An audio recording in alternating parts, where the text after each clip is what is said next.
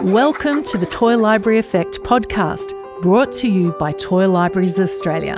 My name is Penny Johnston, and I'm your host for this series of 5 episodes. In this series, we're exploring how toy libraries support children's development, strengthen communities, and work alongside families and professionals to make play more accessible. When you hear the words toy library, what comes to mind? For many people, the answer is simple. They've never heard of one. Yet toy libraries have been quietly supporting families for decades. Today, we're exploring what a modern toy library actually is, what you'll find when you walk through the door, and why so many families say they're about much more than toys. In this episode, we'll meet 2 people from the world of toy libraries. Louise Bell, a member of the Toy Libraries Australia leadership team, and Renae Barker, the current chair of the Toy Libraries Australia board. I started by asking Louise what kinds of experiences or benefits might surprise people who haven't spent time in a toy library. Our main issue in Toy Libraries Australia is actually people not even knowing the word toy library or that the concept exists. So they have existed in Australia for over 50 years. So we're definitely out there and have been just doing our thing quietly in the background in communities for a long time. A toy library is similar to a book library in that someone can borrow a resource, a toy, and take it home, use it at home, and then give it a wipe down, bring it back and repeat, borrow again and carry on. What the toy library itself is, a grassroots community space. So it's a space that is welcoming and where you can belong as a community member, and where pretty typically there's a friendly face to greet you when you walk in. The concept is simple, borrow instead of buy. But Renae explains each toy library is unique to its local setting. Every toy library is different, and they really often reflect the community they serve. They can be a simple cupboard in a community hall with a small selection of toys, but they can also be entire rooms like an Aladdin's cave full of toys that range from everything from your Batman and your most popular character toys of the moment through to open-ended wooden Steiner and Montessori-inspired toys. It really runs the full gamut. So what actually happens when you walk into a toy library? When someone walks into a toy library, they will find a range of resources that suit their children or children that are in their care. The toys, they have to be toy library tough. So that means that they're quality, because the toys that a toy library purchases for loan, we need to select those toys so that they'll last for many borrowings. They can come and go from many, many homes. So they are quality, what we are purchasing for our toy libraries. It's those beginner play resources that we love, the cause and effect, the ones that we can really use for early skills, really foundational skills. Many toy libraries will have a great collection of games and puzzles, which are also super important for, like, early games are really important for our early communication and social learning. Those are definitely available in most toy libraries. Trucks and vehicles and lots of pretend and symbolic games and sets. So what's the most popular toy in your toy library? It's often the ice cream cart. So super cute. Lots of ice creams being doled out by little people to the big people in their lives across Australia, thanks to toy libraries. Core toy library business is sort of 6-month-old babies through to 3-year-olds, maybe up to 5 once the kids go to school. But actually, toy libraries serve both ends as well, and even into teenage years and adult. For the little tiny babies, there are play mats, there are flashcards, there are little tiny grasping rattles, things like that. So you can start to play with your baby while you're still getting to know them yourself and getting to know yourself as a parent. My boys are 8 and 10, and they are still borrowing from the toy library. Every 2 weeks, we are there.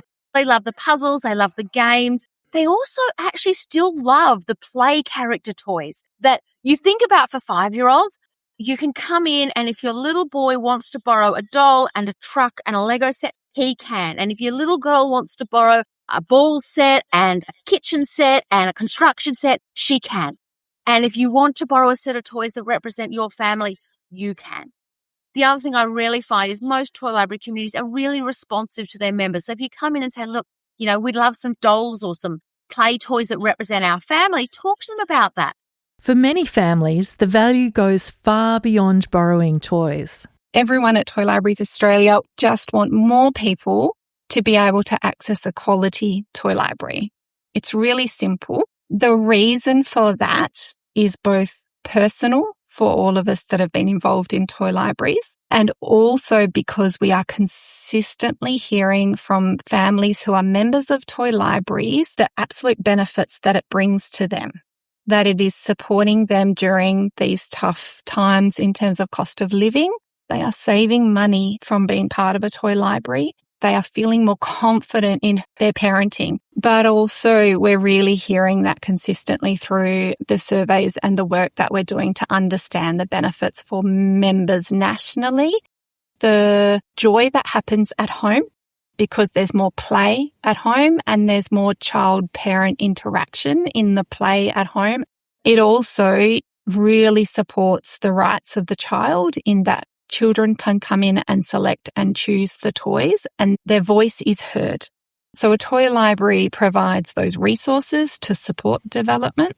Really importantly, it supports the whole family system. We're hearing that many families join for the toys, but they stay for the connections. Borrowing is the obvious, but from a family joining the toy library, you come in and you get to interact with other families who are there at the same time. Many toy libraries offer things like play and stay sessions where you come in and you play with the toys alongside other families.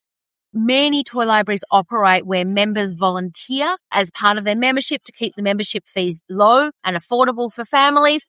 So you come in, often you can bring your kids and you're volunteering alongside other families.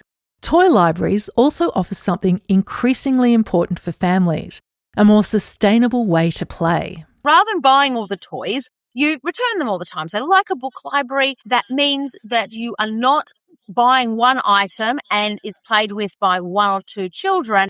One toy might be played with by dozens and dozens of children in the 1 year. And so in that way, they are part of that circular economy. Toy libraries really attracts people that have got a bit of interest in reducing their environmental footprint. That environmental piece is really important for so many people in our toy library community. And what about introducing allied health clinicians to the world of toy libraries? We want every clinician across Australia to jump on our website and find their local toy library. Or just as importantly, if you're working across a metropolitan area, find the toy library that's closest to the families you're working with. Find their toy library and then just give them a call. Our toy libraries are really excited typically to see allied health professionals. They might chew your ear off about what toys would you like us to collect. We've got a grant in. Which ones would you like us to buy? Because our toy libraries, they want to do better. They will probably pick your brain and you'll probably actually get to choose the toys that go into the toy library next time they have a grant. So we just really encourage allied health professionals, all people who are professionals working with young children, to just reach out and say g'day to their local toy library. We've heard that toy libraries are places where families can borrow toys, reduce waste, save money, meet other families and support their children's learning through play. But perhaps most importantly, they're places where people belong. We'll leave the final word to Louise. A toy library is a place where people can go and be themselves and access resources that they need during this really, really super important period of our lives as parents and for our children and any other caring role. Whenever I talk to anyone about toy libraries, I've never had anyone go, that's a rubbish idea. Everyone I speak to goes, that's so great. That's an amazing idea. Yeah, it is. I want everyone to know about it. To find your nearest toy library, visit the Toy Libraries Australia website. This podcast series was made possible through funding from the Australian Government Department of Health, Disability and Ageing. Thanks for listening.